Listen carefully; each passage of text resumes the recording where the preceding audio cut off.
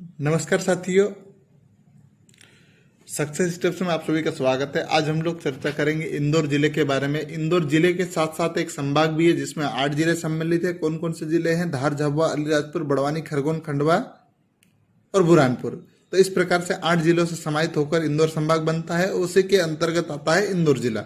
चलिए उसके बारे में आज हम लोग विस्तार से चर्चा करेंगे, तो जुड़िए रहेगा। बहुत सारी जानकारी महत्वपूर्ण रहेगी जो आपको परीक्षा में लाभ देगी। इसी के साथ शुरू करते हैं इंदौर जिला। देखिए, इंदौर जिला जो कि जनसंख्या की दृष्टि से मध्य प्रदेश का सबसे बड़ा शहर भी है इंदौर, और मध्य प्रदेश की वाणिज्यिक राजधानी भी कौन सी कहा जाती है? इंदौर। वाणिज्यिक राजधानी और मध्य प्रदेश का सबसे बड़ा शहर कौन सा है? इंदौर। यहाँ पर धार, झाबुआ, अलीराजपुर, बड़वानी, खरगोन, खंडवा, बुरहानपुर यह जिले इंदौर संभाग के अंतर्गत आते हैं। तो यह 8 जिले इंदौर संभाग में आते हैं। चलिए बात करते हैं हम लोग आगे। इंदौर को देखिए, प्राचीन इतिहास में क्या है, इंदौर को उज्जैन से ओंकारेश्वर जाने के लिए एक व्यापार बाजार के रूप में स्थापित किया गया था, और यहाँ पर 1741 में इंद्रेश्वर मंदिर की स्थापना की गई थी, जहां से इंदौर शब्द निकला। और प्राचीन नाम साथियों इंदौर का इंदूर है, ध्यान रखिएगा। और इसके बाद में इंदौर प्राप्त हुआ। इसका अपना अलग इतिहास भी। यहाँ पर कई शक्तिशाली सम्राटों ने शासन किया, और 1724 में यह मराठा साम्राज्य के अंतर्गत आ गया। यहाँ पर पहले सूबेदार कौन बने हैं? मल्हारराव होलकर, जो कि मराठा साम्राज्य के अंतर्गत आते थे।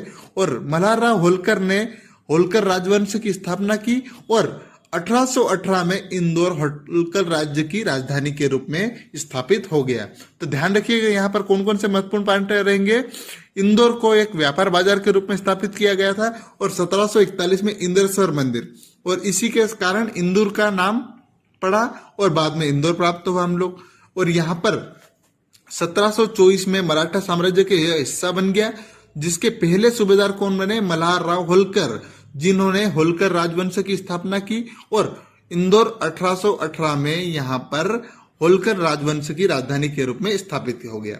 आगे हम लोग चर्चा करते हैं। तो मध्य प्रदेश में शामिल होने से पहले यह ब्रिटिश सेंट्रल इंडिया एजेंसी और मध्य भारत की ग्रीष्मकालीन राजधानी हुआ करती थी। कौन कौन सा समय? 1948 से 1956 के बीच में, जब मध्य प्रदेश 3 भागों में विभाजित था, पार्ट ए, पार्ट बी और पार्ट सी।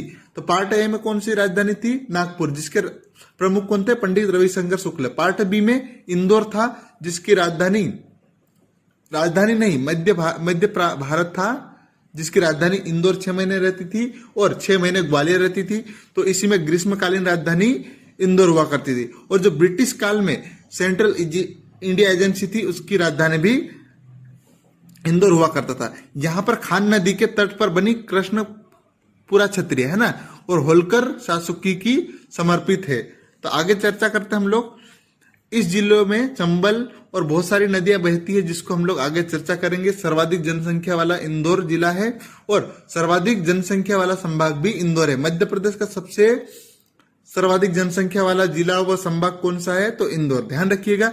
और प्रधानमंत्री नरेंद्र मोदी की जो स्मार्ट सिटी मिशन में 100 भारतीय शहरों को चयनित किया गया था, जिसमें इंदौर को भी शामिल किया गया था। और प्रथम चरण में 20 शहरों को शामिल किया गया था, जिसमें प्रथम चरण में इंदौर को ही शामिल किया गया था। इस प्रकार से आप समझ सकते हैं, मध्य प्रदेश के इंदौर शहर को प्रधानमंत्री नरेंद्र मोदी के स्मार्ट सिटी मिशन में शामिल किया गया है। ध्यान रखिएगा। आगे चर्चा करेंगे। तो यहाँ पर राष्ट्रीय राजमार्ग कौन कौन से निकलती है? NH47, NH52 और NH3 तथा यहाँ पर NH47।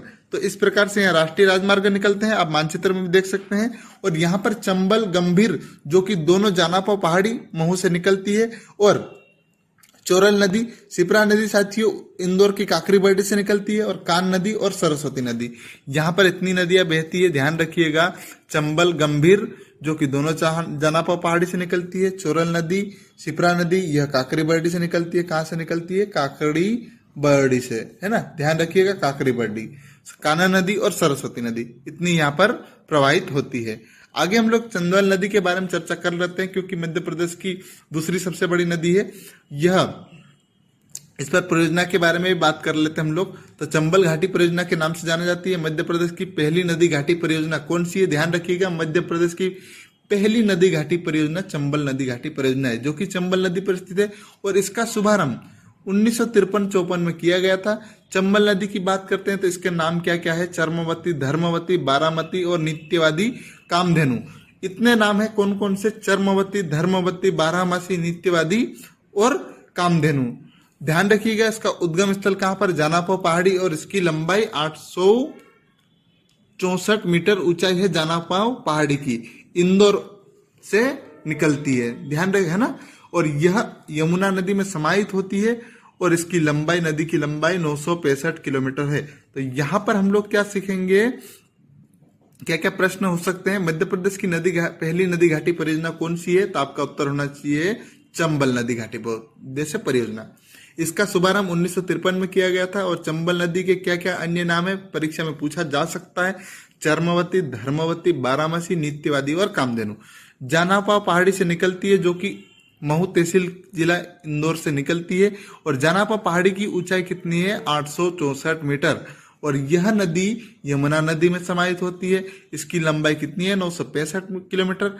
चंबल नदी पर मध्य प्रदेश राजस्थान का संयुक्त प्रोजेक्ट है, जिसे 3 चरणों में पूरा किया गया है। जो नदी घाटी परियोजना है, इसको भी हम लोग चर्चा कर लेते हैं। तो पहली आप देख सकते हैं, इस प्रकार से नदी राजस्थान में प्रवेश कर यह यमुना नदी में समाहित होती है और यमुना नदी सीधे गंगा नदी में समाहित हो जाती है। पहली नदी घाटी परियोजना की बात करते हैं हम लोग, तो यहाँ पर प्रथम चरण में गांधी सागर परियोजना थी, द्वितीय चरण में राणा प्रताप और तृतीय चरण में जवाहर सागर या कोटा बैराज। इसको हम लोग चर्चा कर लेते हैं प्रत्येक को।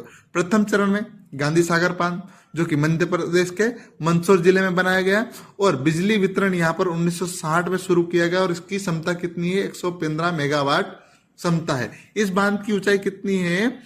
62 मीटर और इसकी लंबाई 514 मीटर है। तो ध्यान रखिएगा, चंबल नदी पर प्रथम चरण में कौन सा बांध है? गांधी सागर बांध, जिसकी ऊंचाई कितनी है? 62 मीटर, 514 मीटर लंबाई है इस बांध की। और यहाँ पर बिजली उत्पादन की क्षमता 115 मेगावाट है, जो कि 1960 में शुरू हुआ और मध्य प्रदेश के मंदसौर जिले में है। द्वितीय चरण जो कि राजस्थान में साथी है, राणा प्रताप सागर बांध। और इस चरण में राजस्थान के चित्तौड़गढ़ जिले में राणा प्रताप सागर बांध बनाया गया, जिसकी उत्पादन क्षमता कितनी है? 172 मेगावाट, और यह 1972 में शुरू किया गया। ध्यान रखिएगा, यहाँ पर 172 तो यहाँ भी 72 है, तो इस प्रकार से हम लोग याद कर सकते हैं। तो यह द्वितीय चरण में पूरा किया राणा प्रताप सागर बांध, जो कि राजस्थान के चित्तौड़गढ़ में, और इसकी क्षमता 172 मेगावाट है, जो कि 1972 में शुरू हुआ। यहाँ पर तृतीय चरण की बात करते हैं तो जवाहर सागर, जो कि कोटा बैराज के नाम से जाना जाता है और राजस्थान के कोटा जिले में स्थित है। इसकी क्षमता कितनी है? मात्र 99 मेगावाट। और जवाहर सागर का अन्य नाम भी कोटा बैराज परियोजना भी है। ध्यान रखिएगा, कोटा बैराज परियोजना किससे कहा जाता है? जवाहर सागर परियोजना, जो कि चंबल नदी पर स्थित है। मध्य प्रदेश की पहली नदी घाटी परियोजना है चंबल नदी घाटी परियोजना, और 3 चरणों में पूरी की गई। कौन कौन सी? मंदसौर का गांधी सागर, राणा प्रताप सागर जो कि चित्तौड़गढ़ में है, और जवाहर सागर जो कि कोटा जिले में स्थित है। आगे हम लोग चर्चा करते हैं, अब इंदौर जिले की वापस बढ़ते हैं, क्योंकि ये समझ चुके हैं हम लोगों ने बहुत सारी चीजें, और इसका अलग से वीडियो भी हम लोग बना लेंगे। तो इंदौर की ओर वापस लौटते हैं साथियों। बहुत सारी जानकारी हो गई आपको, और इसको नोट कर लीजिएगा। और इंदौर के प्रमुख की बात करते हैं हम लोग यहाँ पर। तो इंदौर यह मालवा का केंद्रीय का महत्वपूर्ण स्थान है। इंदौर क्या है? मालवा का केंद्रीय महत्व स्थान है, और यह प्रदेश की व्यवसायिक राजधानी भी कहा जाता है। प्रदेश की व्यवसायिक राजधानी कौन सी है? तो इंदौर। और मालवा का केंद्रीय महत्व का स्थान भी कौन सा है? तो इंदौर। और मध्य प्रदेश की ऋतु वेधशाला भी यहाँ पर स्थित है। राष्ट्रीय सोयाबीन शोध केंद्र इंदौर में स्थित है, और शोध स्टेशन जो कि MYH हॉस्पिटल में स्थित है, जिसका MYH हॉस्पिटल का पूरा नाम क्या है? महाराजा यशवंतराव हॉस्पिटल। देवी अहिल्या अंतर्राष्ट्रीय एयरपोर्ट, जो कि पिछले साल इसको मान्यता मिली है, अंतर्राष्ट्रीय एयरपोर्ट हो चुका है। यहाँ पर मध्य प्रदेश लोक सेवा आयोग का मुख्यालय है, और मध्य प्रदेश राज्य सहकारी शोध संस्थान भी इंदौर में स्थित है। मध्य प्रदेश का वित्त निगम का मुख्यालय भी इंदौर में स्थित है। तो साथियों, यहाँ पर बहुत सारे मुख्यालय हैं, तो इसको प्रत्येक बिंदु को एक कॉपी में नोट कर लीजिएगा, ताकि आपको परीक्षा में बहुत सारा लाभ हो। आगे यहाँ पर इन्फेक्ट्री स्कूल महू में स्थित है, और मध्य प्रदेश का प्रथम दंत चिकित्सालय, सर्वाधिक निजी विश्वविद्यालय, सर्वाधिक निजी महाविद्यालय, और मध्य प्रदेश की सबसे बड़ी यूनिवर्सिटी कौन सी है? DVV। IIM IIT दोनों स्थापना देश का पहला और एकमात्र शहर इंदौर है। यह बहुत महत्वपूर्ण है। IIM और IIT एकमात्र शहर ऐसा है जहां पर देश का पहला और एकमात्र शहर इंदौर है, जहां पर आईआईटी और आईआईएम दोनों स्थित है। यहाँ पर प्रदेश का सबसे छोटा अभ्यारण्य स्थित है जो कि राला मंडल, और यहाँ पर एक महत्वपूर्ण बिंदु है, देश की प्रथम लोमड़ी संरक्षण केंद्र जिसको स्थापना 2017 में किया गई। तो ध्यान रखिएगा, राला मंडल में देश का प्रथम लोमड़ी संरक्षण केंद्र स्थापित है जिसको 2017 में स्थापित किया गया।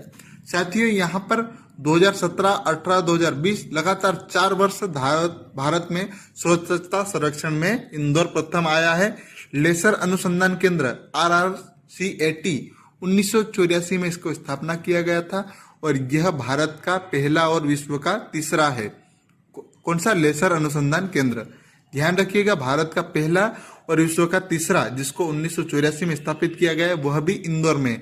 प्रथम जैविक खाद इकाई देवगराडिया, यह राज्य का प्रथम जैविक खाद इकाई देवगराडिया में स्थित है। वेस्ट मटेरियल रिसाइकल से बनाया जाता है।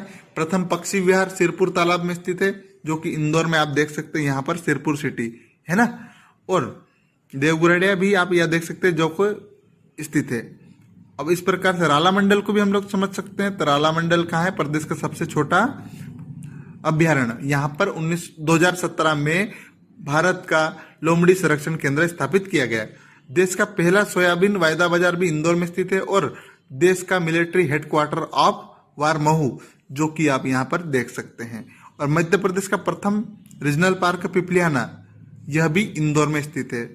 आगे हम लोग चर्चा करते हैं, यहाँ पर स्मारकों की बात करते हैं बहुत सारे। तो कौन कौन से? राजवाड़ा पैलेस, छतरी बाग, महात्मा गांधी, लाल बाग पैलेस, कजलीगढ़, दो जैन तीर्थ स्थल है यहाँ पर, गोमटगिरी और हिंकागिरी, काश मंदिर, छप्पन दुकान, शीश महल, बिजासन टेकरी, यशवंत सागर और चोरल डैम, महू छावनी आदि यहाँ पर स्थित है, जिनको हम लोग एक छोटे जो महत्वपूर्ण होंगे इनको विस्तार से समझेंगे। देखिए, यहाँ पर गौतमपुरा की बात करते हैं तो गौतमपुरा इंदौर का बहुत महत्वपूर्ण शहर है, जो आप देख सकते हैं यहाँ पर स्थित है।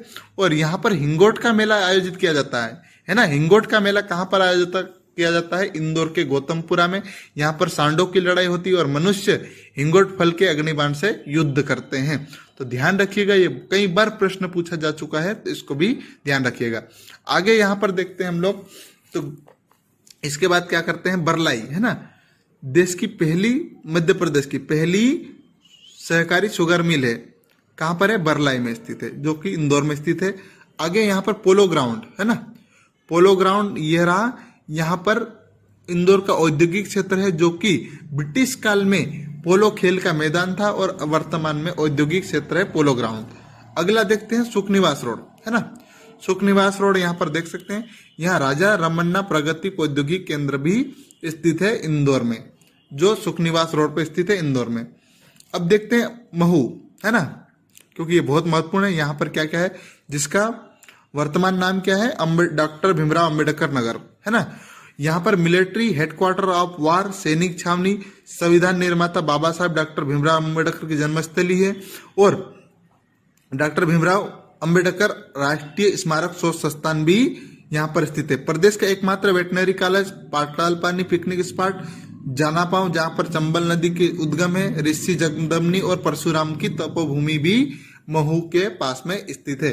तो यह महत्वपूर्ण स्थल आता है महू। इससे भी कई बार प्रश्न पूछा जा चुका है। सैनिक नगर के नाम से जाना जाता है मध्य प्रदेश का।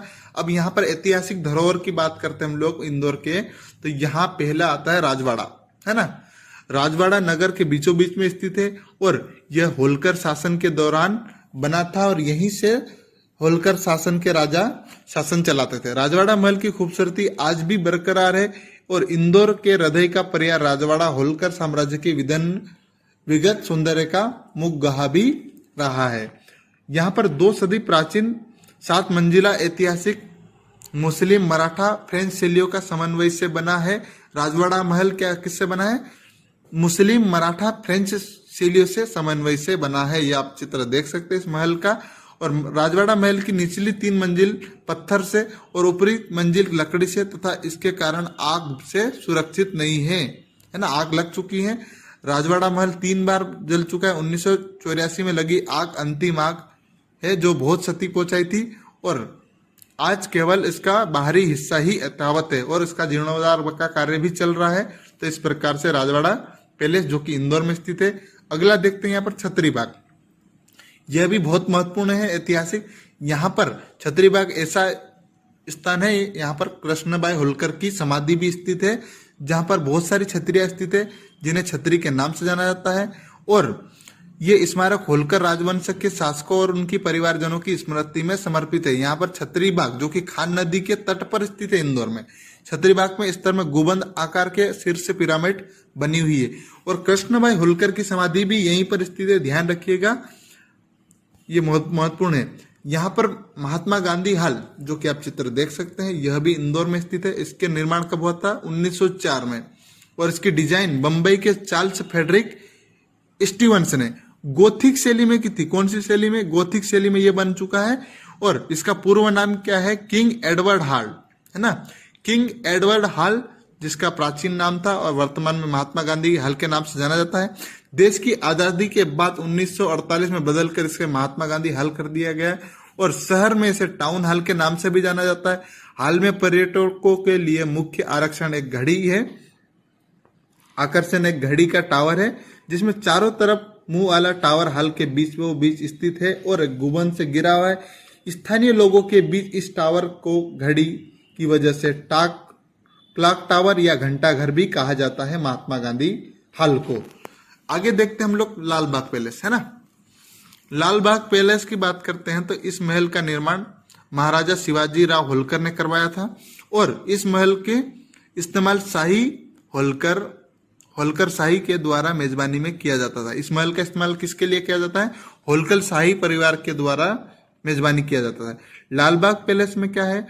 इसमें इंदौर के सबसे अनूठी प्रसिद्ध महलों में से एक है जिसकी वास्तुकला बेहद ही अनूठी है और इसमें होलकर शासकों की जीवन शैली स्पष्ट तौर पर देखने को मिलती है। इस महल को भारत का सबसे सुंदर महल के रूप में भी जाना जाता है और महल का प्रवेश द्वार बहुत ही सुंदर है, आप देख सकते हैं। लाल बाग को भारत और इटली के अग्नि चित्रों से मूर्तियों से सजाया गया है। इस महल की दीवारों व छत नक्शा भी बनी हुई है और इस महल में एक सिक्का संग्रहालय भी स्थित है जो कि 28 एकड़ में फैले इस संग्रहालय में इस महल को संग्रहालय में बदल दिया गया। 28 एकड़ में बना हुआ साथियों। यहाँ पर एक सिक्का संग्रहालय भी स्थित है। आगे यहाँ पर देखते हैं केंद्रीय संग्रहालय स्थित है जो कि इंदौर में स्थित है और इंदौर के बारे में पूरी जानकारी इस केंद्रीय संग्रहालय में मिल सकती है आपको। समस्त धर्मों और अन्य सारी चीजों के लिए यह एक बहुत ही शानदार केंद्रीय संग्रहालय इंदौर में स्थित है। यहाँ पर डॉक्टर बाबा साहब अम्बेडकर की जन्मभूमि इंदौर में स्थित है जिसके बारे में हम लोग पढ़ चुके हैं और इनके बाबा साहेब भीमराव अम्बेडकर जो कि संविधान निर्माता, संविधान की प्रारूप समिति के अध्यक्ष थे और इनको समर्पित एक स्मारक है। यहाँ पर इनका 14 अप्रैल 1851 को जन्म हुआ था, महू में हुआ था। स्थानीय सरकार ने जन्मस्थली को भव्य स्मारक के रूप में निर्माणित किया था और 26 जयंती पर 14 अप्रैल 1951 को तत्कालीन सुंदरलाल पटवा मुख्यमंत्री थे, उन्होंने एक स्मारक की नींव रखी थी और जो कि 14 अप्रैल 2008 को अंबेडकर के 117वां जन्म स्थल पर स्मारक का उद्घाटन किया गया। लगभग 4.52 एकड़ में यह स्मारक जुड़ी हुई है। यहाँ पर इंदौर में साथियों अन्नपूर्णा मंदिर भी बहुत महत्वपूर्ण है और खजराना मंदिर स्थित है जो कि इसका निर्माण किसने कराया था? अहिल्याबाई होलकर ने और यह भारत के प्रसिद्ध हिंदू मंदिरों में एक है। ऐसा माना जाता है कि औरंगजेब से मूर्ति की रक्षा करने के लिए एक कुएं में छिपा गया था जिसे 1735 में इसे कुएं के निकालकर एक मंदिर की स्थापना की गई थी जिसे खजराना गणेश मंदिर के नाम से जाना जाता है। गोमटगिरी जो कि यह भी जैन तीर्थ स्थल है और इसके बारे में आप चर्चा कर सकते हैं। आगे हम लोग देखेंगे गोमटगिरी में बाहुबली की प्रतिमा स्थित है। जो बाहुबली कौन थे? जैन धर्म के प्रथम तीर्थकर ऋषभ देव के पुत्र थे। अपने बड़े भाई भरत चक्रवर्ती से युद्ध के बाद वो मुनि बन गए थे। उन्होंने 1 वर्ष तक कायसर्ग मुद्रा में ध्यान किया जिसके पश्चात उनके शरीर पर बेले चढ़ गई। 1 वर्ष के कठोर तप के पश्चात केवल उन्हें ज्ञान की प्राप्ति हुई और केवली कहलाए, है ना। उन्हें केवल ज्ञान प्राप्त हुआ था जिसे केवली कहा जाता है और अंत में उन्हें मोक्ष प्राप्ति कही गई। इस प्रकार से वे जीवन मरण चक्र से मुक्त हो गए। तो गोमटगिरी में बाहुबली की प्रतिमा स्थित है जो कि जैन धर्म के प्रथम तीर्थकर ऋषभ देव के पुत्र थे। आगे हम लोग देखेंगे यहाँ पर पाताल पानी का झरना भी स्थित है इंदौर में। यह प्रश्न पूछा जा चुका है। 300 फीट ऊंचा झरना है और महू तहसील में स्थित है इंदौर जिले में। चोरल डैम भी, जो कि चोरल नदी पर स्थित है, आप ध्यान रखिएगा। और साथियों, वीडियो अच्छा लगा तो इस चैनल को लाइक और शेयर जरूर करें, सब्सक्राइब करें। धन्यवाद। जय हिंद, जय भारत।